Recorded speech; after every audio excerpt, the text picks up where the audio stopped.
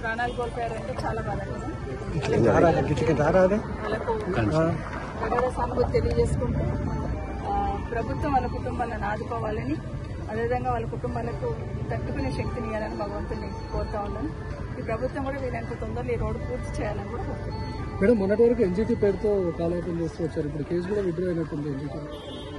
అదే కదా, ఎన్జిటీలో కేసున్నా కూడా ఆలూరులో ఇన్సిడెంట్ జరిగినప్పుడు నేను ఆ రోజు చెప్పాను, ఎక్కడైతే చెట్లు ఉన్నాయో వాటికి రేడియం స్టిక్కర్స్ అతికించండి టర్నింగ్ లో, ఎక్కడైతే రోడ్డు నేరో షోల్డర్స్ అంతా కూడా గ్రావెల్ పోసి సెట్ చేయండి అని కొంతమంది చేసుకోవచ్చు. ఆ తర్వాత కొన్ని పెట్టిన ఇక్కడ కూడా గ్రావెల్ సెట్ చేసుకోవచ్చు. ఆ తర్వాత మొత్తం గ్రావెల్ కూడా పోయాలి. అసలు